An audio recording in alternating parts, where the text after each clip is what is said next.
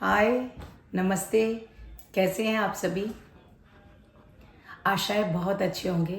एक बार आप सबका बहुत धन्यवाद कहना चाहती हूँ पिछले वीडियो को लाइक करने के लिए और मेरा हौसला बढ़ाने के लिए। हाय, नमस्ते।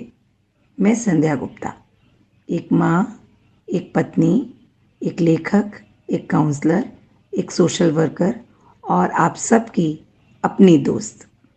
और यह है मेरे विचारों का सृजन। मेरे चैनल सृजन बाय संध्या गुप्ता में आप सभी का स्वागत है।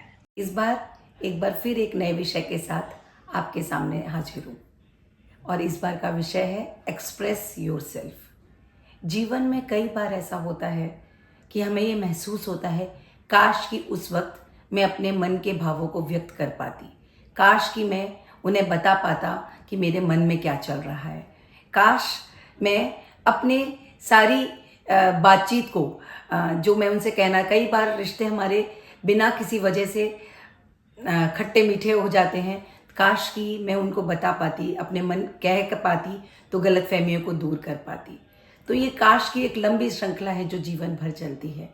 काश की इस श्रृंखला को बहुत ही आसानी से यहीं पर रोका जा सकता है यदि हम अपने आप को अभिव्यक्त करना या एक्सप्रेस करना सीख जाएं।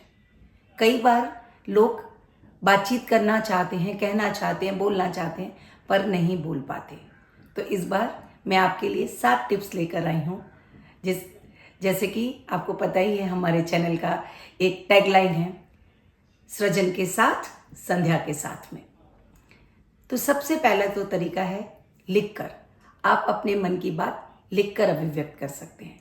ऑडियो मैसेज के माध्यम से अभिव्यक्त कर सकते हैं, किसी संदेश के माध्यम से अभिव्यक्त कर सकते हैं, किसी गाने के माध्यम से अभिव्यक्त कर सकते हैं, आत्म बातचीत कर सेल्फ टॉक के माध्यम से आप अपनी बात को अभिव्यक्त कर सकते हैं, डायरी में लिख कर सकते हैं। और सबसे इम्पॉर्टेंट और 7वां पॉइंट, आमने सामने बैठकर बातचीत कर सकते हैं।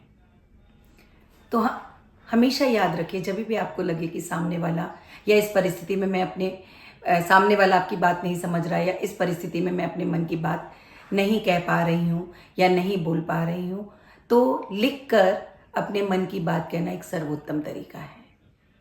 आप पहले सोचें कौन सी बात आपको परेशान कर रही है और उस संदर्भ में आपको किससे बात करनी है। उस व्यक्ति को संबोधित कर एक पेपर पेन लें, उस पर अपने मन की बात लिखें और अपने मन की बात उस व्यक्ति तक पहुंचा दें। वो व्यक्ति उस बात को पढ़ेगा, आपके पॉइंट ऑफ व्यू को भी समझेगा और 100% आपके मन का जो भाव है वो उन तक पहुंचेगा और आपके रिश्ते पहले की तरह अच्छे और मधुर हो जाएंगे। लेकिन जब भी आप लिखकर अपनी बात करें तो हमेशा याद रखें, ये जितने भी पॉइंट्स मैं बता रही हूँ इन सभी में हमेशा एक चीज़ आपको हमेशा याद रखनी है, आपको कभी भी किसी को ब्लेम नहीं करना है। हमेशा याद रखना है कि जीवन में जो भी परिस्थिति आई है उसका सल्यूशन ढूंढना है, समाधान ढूंढना है। हमें ब्लेम गेम नहीं खेलना है। मुझे ब्लेम नहीं करना कि तुम्हारे कारण ये हुआ, मेरे कारण ये हो, जिसके भी वजह से हुआ हो, हमें इस परिस्थिति को, इस रिश्ते को, इस सिचुएशन को ठीक करना है।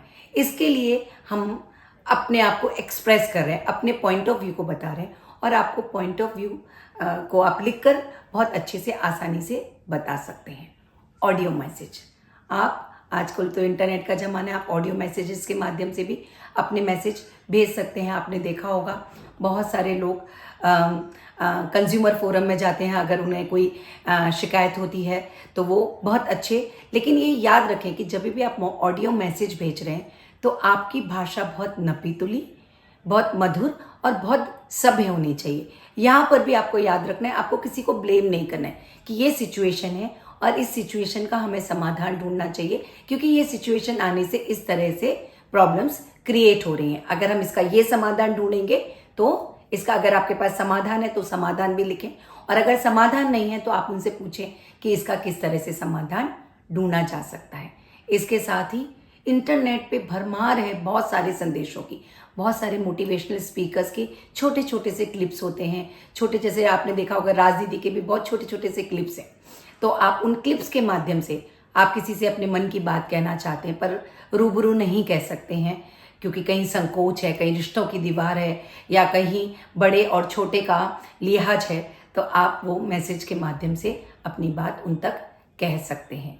इसके साथ ही गाने के माध्यम से, एक गाने के माध्यम से भी फिल्म इंडस्ट्री में बहुत अच्छे अच्छे और सिचुएशन बेस्ड गाने हैं।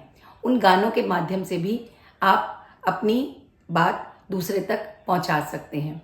सपोज कोई गुस्सा है, रूठा है तो मना लेंगे, ऐसे ऐसे कई सारे गाने हैं जो आप गा सकते हैं। लोग गाते हैं माँ को, आज जैसे मदर्स डे है, happy Mother's Day to everyone. जैसे कि आज मदर्स डे है, लोग एक्सप्रेसिव, बच्चे बहुत अपना एक्सप्रेशन अपनी माँ तक नहीं पहुंचा पाते, लेकिन बहुत सारे बच्चे बहुत सारे सॉन्ग्स प्रेषित कर रहे हैं अपनी मदर्स को, तो आप भी ऐसा कर सकते हैं।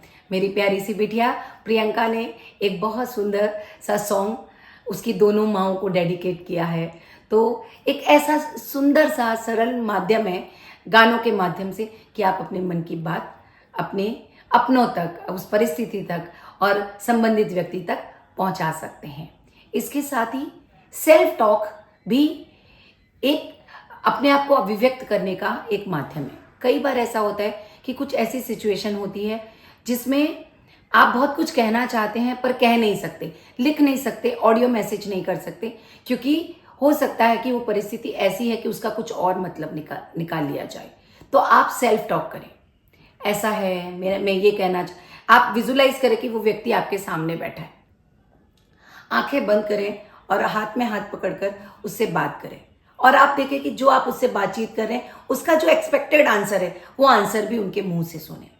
तो इसका बहुत बड़ा बेनिफिट ये होगा, एक तो आपको कॉन्फिडेंस मिलेगा कि आप अपनी बात उन तक कैसे कह सकते हैं।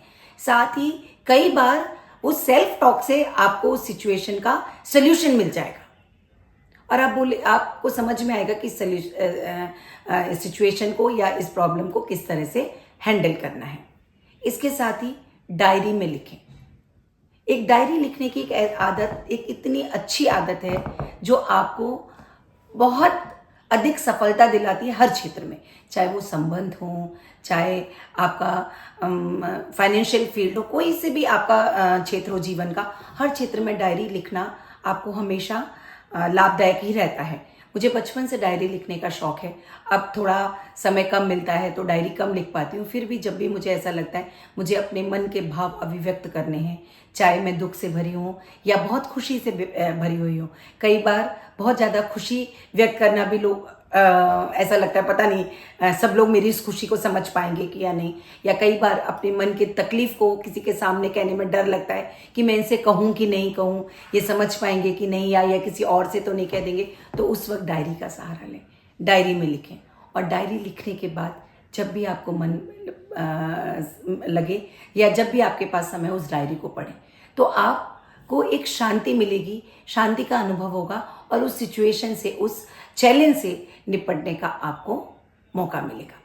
और सातवां और सबसे इम्पॉर्टेंट बात जो है वो है कि जिस भी सिचुएशन में, जिस भी व्यक्ति के साथ आपके सामने चैलेंज आ रहा है, उस चैलेंज के लिए उस व्यक्ति को बोलें कि मैं इस विषय पर आपसे बात करना चाहती हूँ। आप आपका समय बताएं, आप आपका मुझे कन्वीनियंट समय दें ताकि हम दोनों बैठकर बात कर सकें। आप रूबरू बात कर सकते हैं, वीडियो कॉल पर बात करते हैं, जूम लिंक पर बात कर सकते हैं, लेकिन बातचीत ज़रूर करें, क्योंकि किसी भी एडवर्स सिचुएशन में या ऐसी सिचुएशन में जो आपके अनुकूल नहीं है या आपके जैसी नहीं है, जैसा आप चाहते हैं वैसी नहीं है, उसमें बातचीत करना और अपने मन के भावों को अभिव्यक्त करना बहुत ज़रूरी है। क्योंकि अगर हम मन के भावों को अभिव्यक्त नहीं करते तो कई तरीके की शारीरिक और मानसिक बीमारियों का शिकार होने के हमारे चांसेस रहते हैं। और जिस तरह आज के जीवन में जो स्ट्रेस बढ़ता चला जा रहा है और जिस तरह से हम काउंसलर्स की मांग बढ़ती चली जा रही है, उससे समझ में आ रहा है कि अपने आप को अभिव्यक्त करना बहुत अधिक आवश्यक है। और यदि आप अभिव्यक्त नहीं कर सकते तो काउंसलर्स के पास जाएं, अपने मन की बात करें, क्योंकि काउंसलर एक ऐसा व्यक्ति होता है जो आपके मन की बात शांति से बिना जज किए हुए आपको सुनता है और आपसे ही बातचीत के माध्यम से उस चीज़ का और उस आपके मनोभावों का सल्यूशन निकालता है। आपके मन में जो भी डर, भय, चिंता या किसी भी चीज़ को लेकर जो ये बात चल रही है, मैं अपने मन की बात कह नहीं पा रही हूँ, तो आप उनके सामने अपने मन की बात कहकर अपने आप को हल्का कर सकते हैं। आप सभी अपने आप को हल्का रखें, स्वस्थ रखें, अपने मन के भावों को अभिव्यक्त करें और अपने जीवन को खूबसूरत बनाएं। अगले हफ्ते फिर मिलेंगे एक नए विषय के साथ। तब तक के लिए नमस्ते।